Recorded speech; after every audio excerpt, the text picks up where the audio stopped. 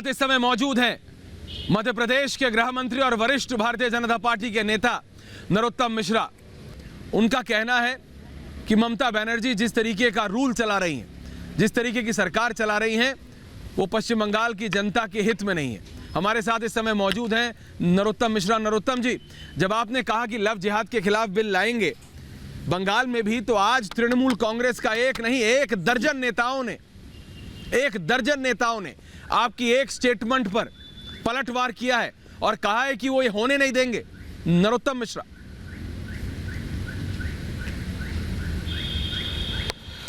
सरकार भारतीय जनता पार्टी होगी तब तृणमूल की क्या वॉइस होगी? सरकार बनेगी तो मैं मुख्यमंत्री जी से आग्रह करूंगा, मैं जहां भी नीचे की गरीब बस्तियों में गया वहां मुझे इस तरह की शिकायतें लगातार मिल रही हैं वहां, और अगर इस तरह की शिकायत मिलेगी तो मेरे ख्याल से धर्म स्वातंत्र विधेयक वहां लाना चाहिए, ऐसा मेरा आग्रह होगा। क्योंकि तृणमूल कांग्रेस के नेताओं का कहना है कि भाई भारतीय जनता पार्टी के नेताओं को देख लो, दूसरे प्रदेशों के गृह मंत्री आ रहे हैं और यहां पर जनता को बांटने की बात कर रहे हैं। उनका पलटवार ये है आप पे, तो इसको कैसे काउंटर करेंगे नरोत्तम मिश्रा जी? तुष्टीकरण की नीति तृणमूल करती है, कांग्रेस करती है। हम तो मूल रूप से ऐसा कोई भी लव जो जिहाद की तरफ ले जाता हो, मेरी मान्यता है वो अच्छा नहीं है, वो खराब है, और उसके खिलाफ जहां तक लड़ाई लड़नी चाहिए हम वहां तक लड़ाई लड़ेंगे। लेकिन नरोत्तम मिश्रा जी, ये तो एक बात हुई, पश्चिम बंगाल के मुख्यमंत्री की बात पूर्व उत्तर प्रदेश के मुख्यमंत्री अखिलेश यादव से हुई, और किसानों के विषय पर भी पश्चिम बंगाल में भी कहा गया कि भाई फार्म लॉस पे किसान बड़े नाखुश हैं। कहा गया उत्तर प्रदेश के किसान बड़े नाखुश हैं। लेकिन किसानों की तो एक ही मांग थी कि एमएसपी रहनी चाहिए। सरकार ने कहा कि वो लिखित आश्वासन देने को तैयार है, तो फिर किसानों के ऊपर ये ओछी राजनीति क्यों?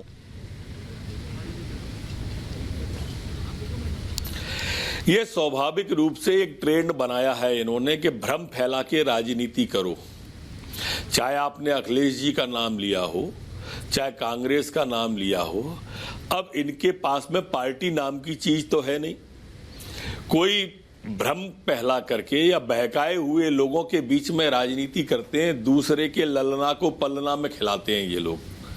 आज तक ये नहीं बता पाए कि जिसे वो काला कानून कह रहे हैं उसमें काला क्या है।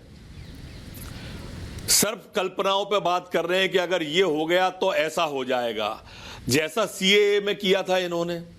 सीएए में कहा था इनने कि अगर 3 पीढ़ी के कागज दिखाने पड़ेंगे, और नहीं दिखाए तो पाकिस्तान भगा दिए जाएंगे। किसने 1 साल से ऊपर हो गया सीएए को, किसने 3 पीढ़ी के कागज मांगे, किसको पाकिस्तान भगा दिया, लेकिन भ्रम फैला दिया था। मैं तो आपसे भी प्रार्थना करूंगा कि हमारे साथ साथ आपकी भी उतनी जिम्मेदारी है, जैसे मैंने कहा कि बताओ उस काले कानून में काला क्या है, पता तो चले। कोई बताने को तैयार नहीं होता। ये जो जितने भी कहते हैं बस कानून हटाओ, भ्रम में है, सब भ्रम में है ये सारे। नहीं, ये कानून हटाओ ये अलग विषय है। ये वही टुकड़े टुकड़े वाली गैंग है कि आपने अभी इस कानून को हटाया तो सीएए के लिए तैयार बैठे। ये आपने बात कही नरोत्तम मिश्रा जी, ये आपने बात कही, और अब मैं आपकी नजर दौड़ाना चाहता हूं नरोत्तम जी, सड़क पे बैठा ले। ये जो आपने कहा ना टुकड़े टुकड़े गैंग वाले, अमेरिका में जो 48 घंटे पहले हुआ है ना, ये मैं बता रहा हूं, भोपाल इंदौर से लेके बिहार, पंजाब, बंगाल, पूरे भारत ने देखा है। सबने अपने अपने मोबाइल फोन पे, आजकल तो होता है, सबने खोल के देख लिया कि क्या अराजकता हो रही है अमेरिका में भी। तो अगर ये अराजकता की राजनीति को नहीं रोका गया, आप सोचिए, एक प्रदेश के पूर्व मुख्यमंत्री वो कहते हैं कि कोविड वैक्सीन बीजेपी की वैक्सीन है, और जब उनकी सरकार आएगी तो वो फ्री वैक्सीन लगाएंगे। अरे भाई, कोविड वैक्सीन मेडिकल साइंटिस्ट डॉक्टरों ने बनाई है। मतलब अराजकता रुक नहीं रही है नरोत्तम जी, भारत की जनता देख रही है सब कुछ। ये अखिलेश यादव जी हो या कांग्रेस के लोग हो, शशि थरूर जी हो या दूसरे लोग हो, जब भी कोई देश को सम्मान मिलने की बात आती है, मैंने टुकड़े टुकड़े गैंग इसीलिए कहा कि ये भारत के टुकड़े करना चाहते हैं। ये जैसे ही आज सेना ने पाकिस्तान के अंदर घुस के मारा, एयर स्ट्राइक में, सर्जिकल स्ट्राइक में, तो इन्होंने सेना पर सवाल खड़े कर दिए। आज सेना पर सवाल खड़े कर देंगे, चुनाव हार जाएंगे तो ईवीएम पे सवाल खड़े कर देंगे, केस हार जाएंगे तो अदालत पे सवाल खड़े कर देंगे। आज हमारे वैज्ञानिकों का माथा ऊंचा हुआ तो इन्होंने सवाल वैज्ञानिकों पे खड़े कर दिए। अरे अखिलेश यादव जी, ये भाजपा की वैक्सीन नहीं है, ये कोरोना की वैक्सीन है।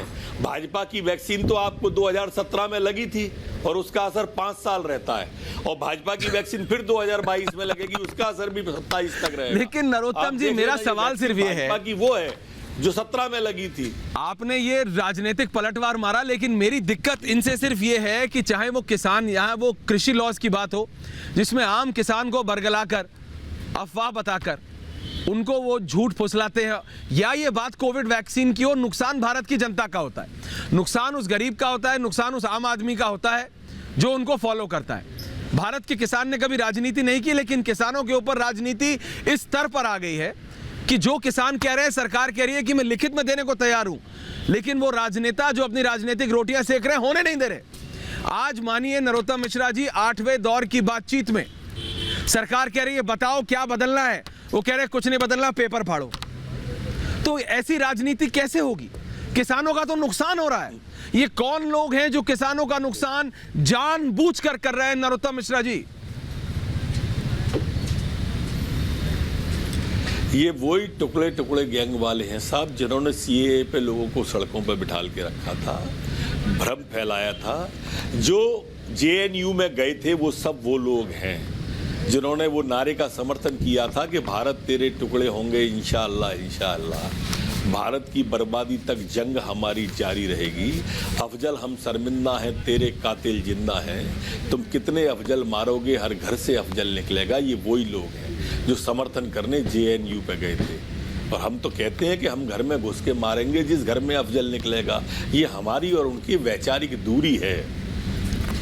लेकिन वो वैचारिक दूरी नरोत्तम मिश्रा जी, आप बंगाल से आ रहे हैं, नहीं करते। बंगाल की कुछ तस्वीरें मैंने देखी हैं, आपकी रैली हो जी, कैलाश जी की हो, वहां पर आपकी पार्टी में शुभेंदु अधिकारी आ गए हैं, दिलीप घोष जी की हो, अमित शाह जब जाते हैं तब तो अभूतपूर्व सपोर्ट मिलता है। कल आपके राष्ट्रीय अध्यक्ष जगत प्रकाश नड्डा जा रहे हैं। ये जो हुजूम भारतीय जनता पार्टी के साथ आम पश्चिम बंगाल की जनता जो जुड़ती हुई नजर आ रही है, ममता बनर्जी कह रही है कि ये सब तो आप किराए पे लेके आते हैं। उन्होंने अपने ही प्रदेश की जनता के ऊपर इतना बड़ा सवालिया निशान लगा दिया है नरोत्तम मिश्रा जी। देखिए, दरअसल वहां बौखला गई हैं दीदी, और उनको कुछ समझ नहीं आ रहा है। शासन को पूरी तरह से कुछ माफियाओं ने कब्जा कर लिया है। वो कोल माफिया, वो बालू माफिया, वो दारू माफिया, वो भू माफिया। वहां पर एक आप कह रहे हैं ममता बनर्जी को माफिया ने घेर रखा है। नरोत्तम मिश्रा, आप ये कह रहे हैं कि ममता बनर्जी को माफिया ने घेर रखा है सर? जी, कह रहा हूं। तो ये बहुत महत्वपूर्ण है जो आप कह रहे हैं कि नरोत्तम मिश्रा जी, बिल्कुल आ रही है, बा बुलंद आ रही है, लेकिन ये पश्चिम बंगाल की जनता को नहीं दिख रहा क्या? अगर आपको दिख रहा है, आप जाते हैं, तो क्या पश्चिम बंगाल की जनता को नहीं दिख रहा क्या नरोत्तम मिश्रा? जनता को दिख रहा है, तभी तो जनता आप ही ने बताया कि सड़कों पे आ गई है। आपने मेरी रैली का बताया, आपने माननीय अमित शाह जी का बताया, नड्डा जी का बताया, विजयवर्गीय का बताया। पूरी तरह से जनता अब सरकार को हटाने के खिलाफ हो गई है। इसलिए अब तृणमूल तिनके की तरह उड़ जाएगी, वहां पर तिनके की तरह उड़ जाएगी। आखिरी सवाल है मेरे को पता है आपको जाना है, आपकी बैठक है दिल्ली में। मेरे को ये बताइए, आपके हिसाब से, आपने कहा कि आपको 57 सीटों की जिम्मेदारी दी है, आपने ये तो बता दिया कि 50, कुल पश्चिम बंगाल में नरोत्तम मिश्रा को कितना लगता है कि बीजेपी इस बार कितनी सीट ला पाएगी? कितनी सीट आएंगी भारतीय जनता पार्टी की नरोत्तम मिश्रा जी पश्चिम बंगाल की विधानसभा? 200 पार। 200 पार? 200 पार, अब की बार 200 पार। अब की पार का 200 पार का नारा दे रहे हैं नरोत्तम मिश्रा। बहुत बहुत धन्यवाद। मध्य प्रदेश के गृह मंत्री पश्चिम बंगाल से आए हैं, दिल्ली में आज। बहुत बहुत धन्यवाद आपका रिपब्लिक भारत से और रिपब्लिक मीडिया नेटवर्क से बात करने के लिए नरोत्तम मिश्रा जी, बहुत बहुत धन्यवाद।